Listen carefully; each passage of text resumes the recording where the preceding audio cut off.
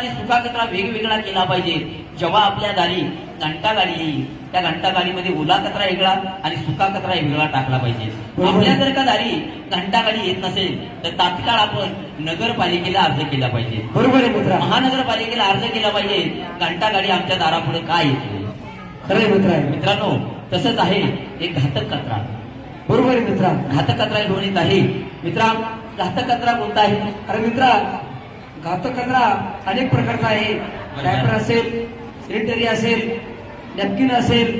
एवढंच नाही तर अनेक बाह्याखाली जे काही जे विषारी पदार्थ आहेत ते एकत्रित बांधले पाहिजे कागदामध्ये. दवाखान्याचे काही तेवढंच नाही मित्रा तर एलईडी लाईट असेल, ट्यूब लाईट असेल, पेनचे डबे असतील, औषधाचे विषारी औषधाचे कीटकनाशक औषधांचे डबे असतील.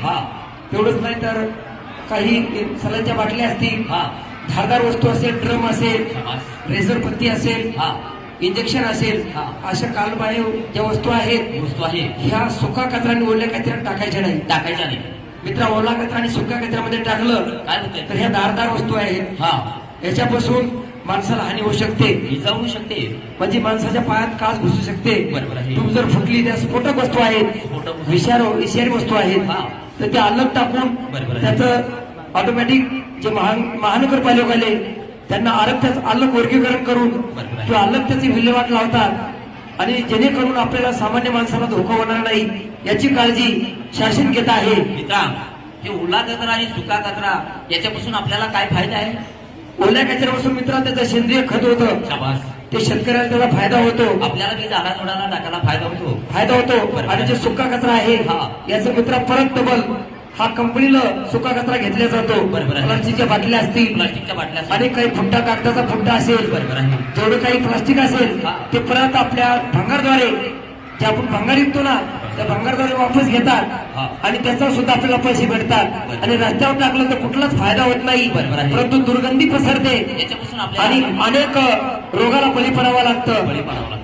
त्याच्यामुळं अशा पद्धतीने मित्रा त्याची विल्हेवाट आपण लावावं या पद्धतीनं या ठिकाणी सांगत आहे. मित्रा बोल मित्रा. आता आपण बाजाराला जातोय, पण मंडीमध्ये जातोय, दुकानात जातोय. होय मित्रा. आता दुकानात जात असताना आपण दुकानातून मंडीमधून एक पन्नी घेऊन येतोय. ही पन्नी एवढी घातक आहे मित्रांनो.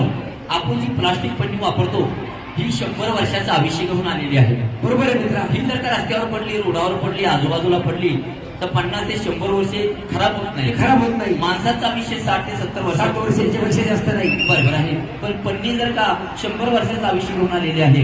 ही पन्नी आपण काय करतो, बाजारातून मंडीमधून माल घरी घेऊन येतो आणि त्याच्यात आपले नाचलेले पदार्थ टाकतो, खराब वस्तू टाकतो आणि रोडवर फेकून देतो. असं होत असताना रोडवर असा गंज पडल्याच्या नंतर ढोरं येतात, शेळ्या येतात, हे खातात आणि मरण पावतात. मित्रांनो तेवढंच नाही, रोडवर पडलेली पन्नी नालीमध्ये जाते आणि नालीमध्ये सासू नालीमध्ये गुलाब होते. बरोबर आहे मित्रा. आणि गुलाब झालेली नाली रोडवर पाणी येते. हे पाणी साचल्याच्या नंतर घाण होते आणि असे बोलून त्याच्यावर पाय देऊन जातात. बरोबर आहे. पाण्यावरून त्यांना मजा वाटते पाय द्यायची, पण यानं काय होतं, अंगाला फोडं येतात. बरोबर आहे मित्रा. अंगाला फोडं येतात. ते विषाणू घरामध्ये जाऊन पोहोचतात घरापर्यंत.